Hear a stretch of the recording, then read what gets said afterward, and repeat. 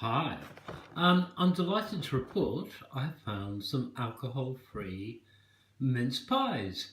Now, it's one of these things that gave me the hangover last year, but these are Mr. Kipling's exceedingly good um, mince pies. It says so on the box, and you can always believe anything you read on the side of, a box. And I carefully went through, I found them in the supermarket, I carefully went through all the ingredients. Here's a photo of the back here, which you can look at if you wish. And there's no alcohol listed, so there is no alcohol in this. There's lots of quite good ingredients in there. And they do not actually make a point of advertising the fact that they're alcohol free, because in the UK that is not a good selling point. In fact, if anything, it's likely to put people off. At Christmas in the UK, people shove alcohol into everything, the Christmas puddings, mince pies. You can get brandy butter. I think you're meant to eat these with brandy butter. But it's a massive booze up basically. People go mad drinking. Let me just say again that I'm not preachy about this. It suited me to give up drinking. If you can drink responsibly and it adds to your social life and you have a good time, for heaven's sake, go for it. I'm not evangelical about it in any way. But on the other hand, I'm doing this for people who might want to cut down a bit, or fellow teetotalers like me. So what we'll do is, these are really good hot. So what I'm going to do is bung them in the halogen oven for 5 minutes. And come back in 5 minutes when they're hot, and we'll have a good look at them. Okay, here they are heated up. Now it says on the back here, there it says, deep-filled mince pies with a delicious, rich and fruity mincemeat in a butter-enriched pastry case. Exceedingly good Christmas moments with Mr. Kipling. Well, I should explain first of all, mincemeat doesn't have meat in it.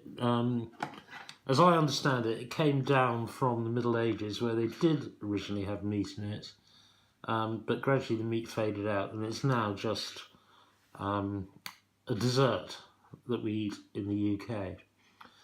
Right, now let's investigate this buttery crust. To be honest, I'm hoping to find a local bakery. There we go. A local bakery that makes these without alcohol, which I spectacularly failed to do last year. Let's just try a bit of this so-called buttery crust.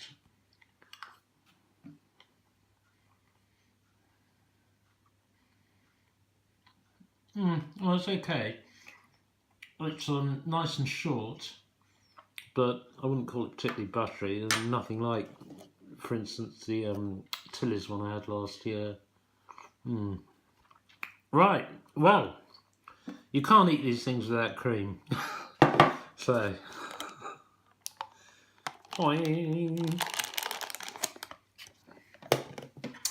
Right, now in fact I'm going to give this hunt a miss for a week until the end of next week, because I don't want to end up looking like a rugby ball again. So let's give it a try. I should use a bigger spoon, really, shouldn't I? Okay, we've got a nice bit of all sorts on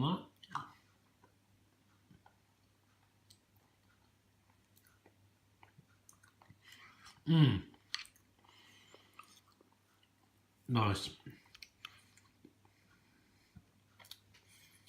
There's much more of a punch in that flavour than there was in the Morrison's Christmas pudding. It's tasty. It's flavourful. Excellent. Right, I'm just going to eat as much as. Well, basically, I'm just going to eat it. Well, I must admit that was very good. If I can't find a local bakery who's doing alcohol-free ones, or if some kind soul doesn't make me any, I'd be quite happy with those for Christmas, because it wouldn't be Christmas without some without mince pies and cream, really, or custard is very good with them as well. Yeah, excellent. I'd recommend those. Score out of 10, don't know, 7 or 8. Quite happy with those. There you go. Thanks for watching.